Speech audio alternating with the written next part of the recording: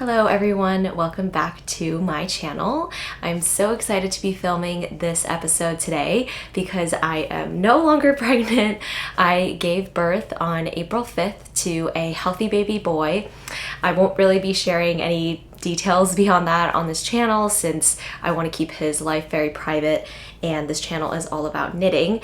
But in case you are wondering why I was MIA for 3 months, it's because we were in the newborn trenches and I was recovering. I was still knitting a little bit because I was able to actually finish a sweater, which I will be showing you guys today.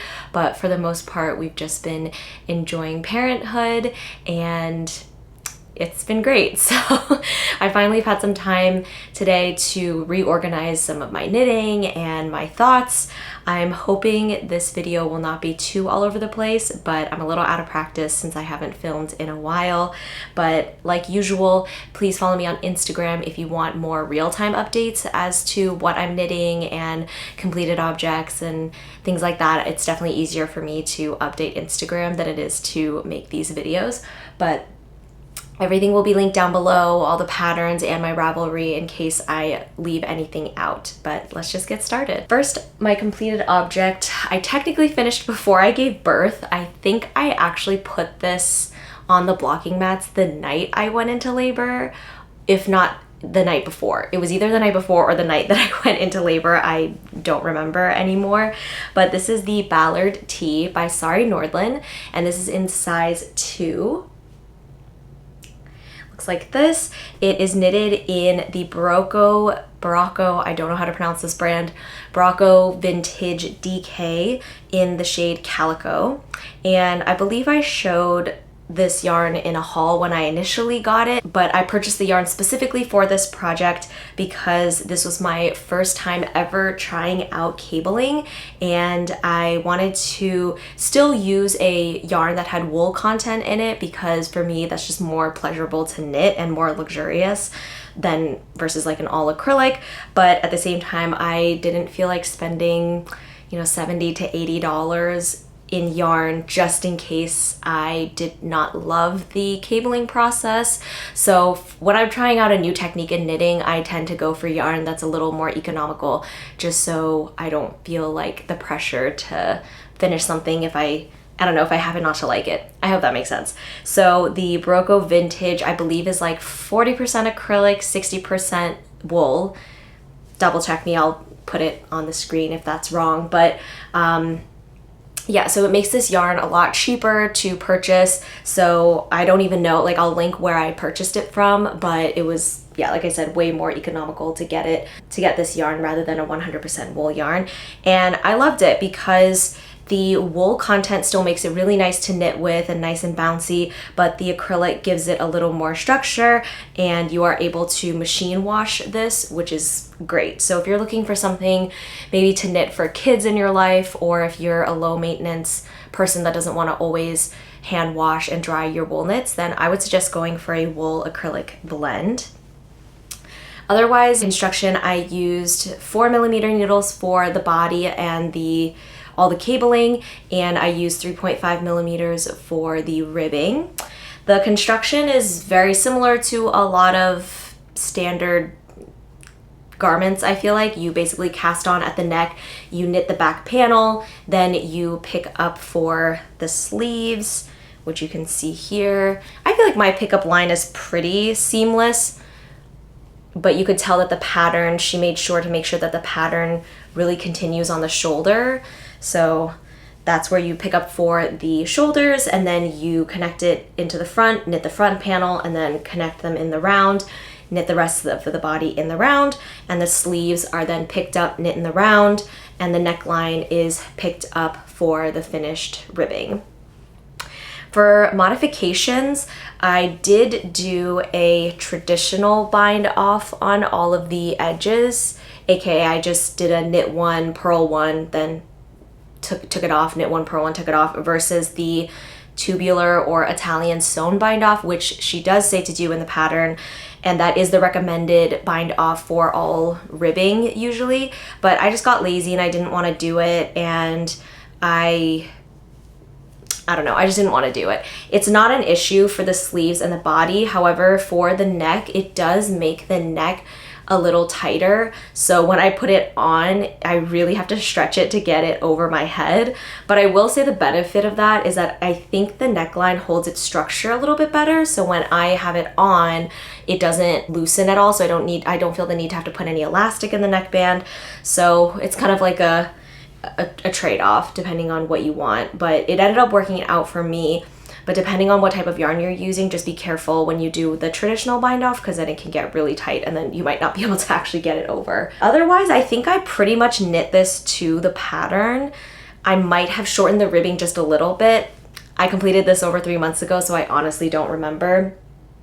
But otherwise, I think it does fit me the way that it's intended. I think it fits maybe just slightly a little bit tighter, but even in Sarah Nordland's photos, I feel like it fits nice and more snug over the bust with like a little bit of positive ease, and then it's a little more of a boxy cropped tee. So I do think with the way it was constructed, that is pretty much how it fits me.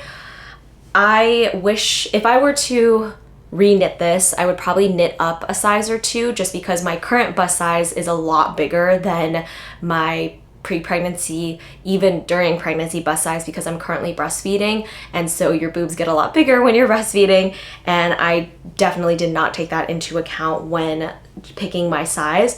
However, I do think that once you're done breastfeeding, I'm pretty sure your boobs go back to the regular size from pre-pregnancy. So I think when that happens, then this tee will fit even better. Currently, it's just a little tight on my bust. And you know, this fabric is very stretchy. You can see like how much I can stretch it. So it fits fine. It's just like a little tighter than I would prefer. And it just gives it a slightly different look. But I'm still really proud of it. I love the way the cables look. To me, they remind me of tulips. And it was a really fun and engaging knit. The cabling part was really easy. I looked up a few tutorials online on cabling and it was really simple. I don't know why I was so hesitant to try cabling. I just thought it was going to be much more difficult than it is. The most difficult part to me for the cabling, honestly, is reading the charts and learning how to read like the cabling charts. I kept having to re-reference. But for this pattern, because it's the exact same cabling pattern throughout the entire piece, once you are done, once you do one row of cabling, you pretty much know how to do it, so you don't really need to reference the chart anymore. So I would say for this particular pattern, the chart reading is totally very beginner friendly, versus if I were to do something more complicated with different types of cables, then you might have to read charts a little bit better, I guess. But yeah, I really like how this came out. I'm not sure if I'm going to knit another DK weight t-shirt though, because just from where I live, it's not really practical. I live in New Jersey, and technically we do get all 4 seasons here, but recently in the past few years, it honestly just feels like we've been getting winter and then summer. This year, the spring was maybe 1 week long, and I feel like it just, then now we're in full-blown summer and we're currently in the heat wave this week. So I basically don't really ever get to wear this because it's way too hot to wear now, and then it's too cold to wear in the winter. So I'm not really sure what I'm gonna do with this piece, but I'm still glad that I finished it. I'm still really proud of it. It looks beautiful, and I'm most likely gonna wear it after I'm done breastfeeding anyways. So I will definitely keep this in my stash, but I think in the future when I do a cabling project, I will probably do a sweater. Speaking of sweaters, the next completed object I have is the Doppio sweater by Songhee Hong in size 4. It's a very cool sweater pattern. I've seen it referenced multiple times on different people's channels or even on Instagram, and it's known to be a great stash buster sweater because the gauge is 15 stitches, and in her original pattern she uses like 4 or 5 even different sock weight yarns, or lace weight yarns, I guess. So like one, I think she uses a lace, and then the other 4 are all sock yarns, and it creates this beautiful marled effect. I'll try to put a picture here. So it's very versatile, and you can do it with like 2 DK weight yarns held together, or the 4 sock weight yarns, or even all lace weight yarns, or you can do what I did, which is basically just get one worsted weight yarn and knit it that way. and you can get a lot of different styles of this one sweater with the same pattern, which I thought was very cool. For me, I wanted to cast this on because it's fully knitted in the round, it's a raglan sweater, and to me, while in postpartum and dealing with the chaos of a newborn, that just seemed the most approachable to me versus learning a new pattern or doing something that was like a little more complicated. So I'm really glad I cast this on because this is definitely my new go-to raglan sweater. You cast it on and join in the round, and then you do raglan increases using the lifted increase method, and you also do some German short row shaping at the beginning, and then you basically do the raglans all the way down with varying increases for the shoulder and the front back. And then you section off the sleeves, you put the sleeves on hold, then you continue in the round. There's like 2 decreased rounds to give it a slightly more tapered look, if you can tell, and then finished off with ribbing, and you finish off picking up the neckline, and she actually has you do a crochet pickup, so you can see here the crochet chains that I picked up. That creates a really nice, neat look. My German short rows are not the neatest. Like, I think just with my tensioning, maybe they tug a little, or maybe it's the rate that I picked up makes it a little, I don't know, like puckered like that. But on me, I don't think you can really notice. And this is also a very dark yarn, so even from back here, you really can't tell that it has any puckering. But up close, I can definitely tell.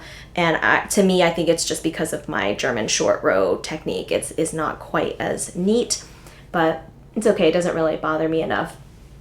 And what else can I say? I really love the rate or method, I guess, of her raglan increases. So instead of just increasing at the same rate all the time and you get this like cone shape, she shapes it so that the shoulders actually are increasing at a slightly different rate. So from the side, maybe you can't really tell from here, but it just tapers to your shoulder a little bit better, and I think it actually fits my shoulders way better, and I just love the way it looks, even though it's still a raglan, so it's still nice and mindless, but you get this really beautiful, more tailored look. Some modifications, she does have you do a faux seam on the side of the sweater by just adding a purl stitch. You can barely tell. So to be honest, if I were to do this sweater again, which I probably will, I'm just gonna omit the seam. I added it in because I wanted to, knit it according to the pattern, but I just thought it would be more obvious after blocking that there was a seam, but I guess like a seam is meant to be kind of very subtle, and it is. You can kind of tell where that seam is, but not enough for me to add in that purl stitch. It's not like the biggest deal in the world because you're just knitting half, do a purl, knit half, do a purl. It's not like the end of the world, but to me it's like wasn't necessarily worth the little effort of adding the seam. I just don't quite know why, especially because in her original sample the marling just makes it so that there's no way you can even tell there's a seam. So maybe if you were doing like a white sweater it would show up more, but I just don't really know why, so I just would omit it. And I actually did omit it for the sleeves, because for the sleeves she also has you technically do a faux seam, but I decided not to because I realized from the body, the way it was looking, you really couldn't tell, so I just omitted the purl stitch. So, to each their own. If you want to add it in or not do it, it's kind of like however you want to do it. But I just absolutely love the shape of this sweater. I love the size. Like, it's nice and big and chunky and cozy. So this will probably be my go-to size when I knit it again. And I pretty much knit it to the pattern, like I said, except for the sleeve seams and even the ribbing I did according to the pattern. And I think the length of the ribbing looks really good with this sweater because it's nice and bulky. The neckline is done very similar to a lot of finished necklines where you basically knit a long tube and then you fold it over and bind off on the inside. I think she gives you a few different options to how to finish the neckline. She kind of leaves it up to you how you prefer to do it. And I just prefer to do just a, traditional like bind off on the inside as you are binding off, like to fold it down. Petite Knit uses that method a lot, and I just think it creates like the neatest neckline. And I really just love this sweater so much. I cannot wait to wear it. I haven't even mentioned the yarn. This is Barocco Vintage Chunky, in aubergine. So it's the same exact composition percentage-wise as the Barocco Vintage DK, except this is just in a worsted or chunky weight yarn. So I think the gauge that they have is 14 stitches and I ended up with 15 stitches after blocking, so I must be a slightly tighter knitter. But it uses 6mm needles, so it knit up super quick, and all the ribbing was done in 4.5mm needles. Yeah, what else can I say about this? I don't know, it's just like such a easy sweater to make. I really love the gauge because it just feels so satisfying. I probably finished this in 2 weeks, a week and a half. Yeah, like, I mean, you know, I'm obviously not working right now because I'm on maternity leave. So for me, like, I had a lot of time to knit during the day. But even then, you know, that was broken up a lot by taking care of a newborn and doing all that kind of stuff. So I would just say, like, because of the gauge, it was nice and a quick knit, but I still think looks really professional and tailored. So love this. Definitely check it out if you like raglan sweaters or if you like knitting in the round. I think it's very beginner friendly as well. The only new technique I had to learn was the lifted increase, and it's a little finicky depending on if you are on the right side or wrong side, especially for the German short row. So I will say that part was just a little finicky, but you know, once you get the hang of it, you kind of remember which way is which, and then you know, it's not the end of it's not super complicated, I would say. And I do think it creates a beautiful raglan line versus like a more traditional raglan. I think it looks really, really professional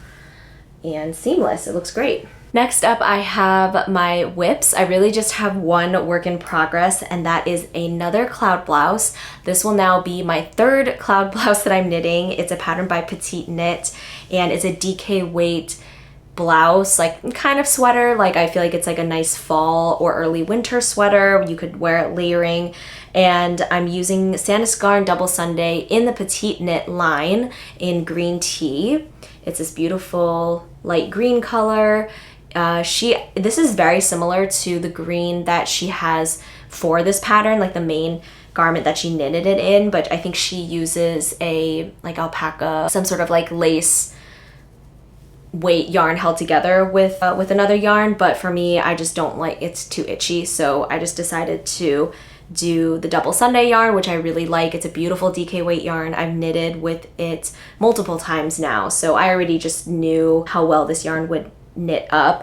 And funny enough, I originally bought the sweater quantity of this yarn to knit the sweater number 15 by My Favorite Things Knitwear. That is an all over cable sweater. I'll put a picture here. And I will probably still knit, maybe I'll knit this sweater one day. I bought the pattern, so you know, it feels like a waste, but I knitted it all the way up to the body, and I was in the body a few rounds already, and I just realized that it was going to be way too small. And I don't know why I didn't gauge swatch because I'm a bad knitter and I don't gauge swatch, so that's on me. Like, fully I take responsibility for that. But I just really thought that my gauge was gonna be big enough that I could knit the smallest size and it would give me an oversized sweater. And even as I was knitting the back and front panels, I was like, this doesn't seem like it's going to be big enough, but I was still holding out hope, and I was knitting in the round, and I got to a point where it's basically 50-50, like either continue going and for sure not fit into the sweater and have to give it away, or just save it and never wear it, or take it apart, yet you spent hours already knitting on it. So of course I ended up deciding to just take it apart, because this yarn from Double Sunday like is not cheap, and if it was going to be a sweater that I just would never really wear or would have to give away, it just felt like such a waste because I wanted to knit something for myself. So in the end, I decided to just take it apart, and instead of restarting it on a larger size, I just needed to fully take a break from that pattern. So I still really love that sweater, and I would love to have a knitted completed sweater because I love that all over cabled look, but I'm just gonna give myself a break from that pattern. Maybe I'll do it next year so that it's like more new in my head again. But yeah, so I'm doing the cloud blouse. I will put in the cards like some other videos where I've talked about my other knitted cloud blouses if you want to hear details on the construction and all that. But this pattern is tried and true. I like it. I'm familiar with it. There is some straight knitting or flat knitting because of the way it's constructed, but it's still all stockinette, so I don't find it to be as hard on my hands, and it's a little more mindless, which is easier with a newborn as well. So that is what I'm currently working on. My next whip is one that I've had on my needles for a long time. It's the Cloud Tee. So it's basically the t-shirt version of this pattern, and it's a summer knit. So I think the gauge is like 30 stitch gauge, and I'm actually planning to reserve that project for when we go to China in October. So I wanted to mention it briefly because I haven't filmed the video in forever. So that is technically still on my needles, but I am not going to be finishing it really until October. And I am knitting that t-shirt in my pre-pregnancy size because I'm hoping that like by October, then it'll be winter here, and then the next summer or like spring, I'll be in my usual shape to like wear that t-shirt and it'll fit fine. But I am using the Knitting for Olive Cotton Merino blend wool, or sorry, blended yarn, and I'm really liking the way that yarn feels. I like it a lot better than their pure silk yarn, I will say. So I think that's probably gonna be one of my go-tos for summer yarns.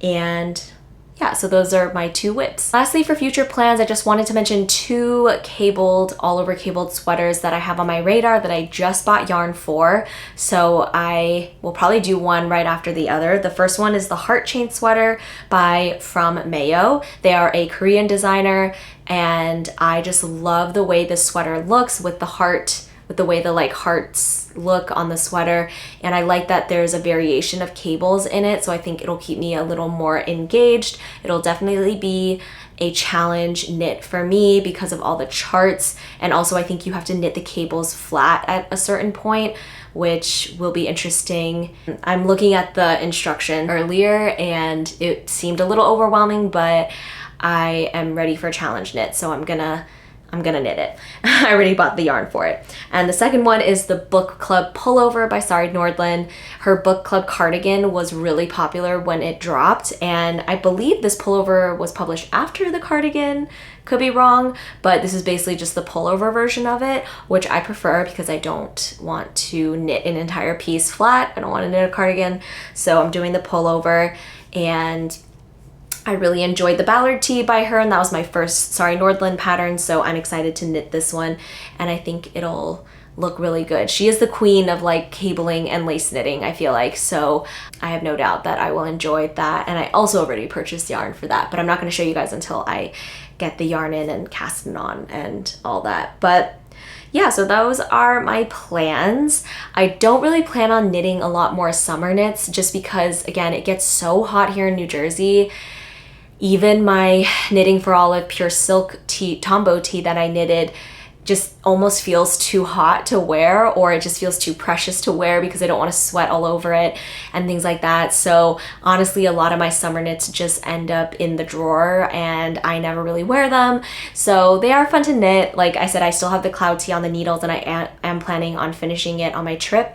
But to me, I feel like those summer knits are just better for long-term travel because they're nice and lightweight to pack in my suitcase. They don't take up a lot of space, and the needles are smaller too, so I feel like TSA is less likely to take them away. So that's kind of like my plan moving forward, is like for home projects and things, I'm just gonna stick to sweaters and DK weight tops. That's kind of my bread and butter, and I really won't cast on any summer knitting unless I know I have a big trip coming up and that I can finish it there. But yeah, so that's kind of like my future plans, but who knows, maybe that'll all change one day. I hope you all enjoy this video. It was a little ramblier than usual and maybe a little all over the place, but I hope I still got all the information across from my completed objects, and I hope you all enjoyed. I'll see you in my next video. Bye.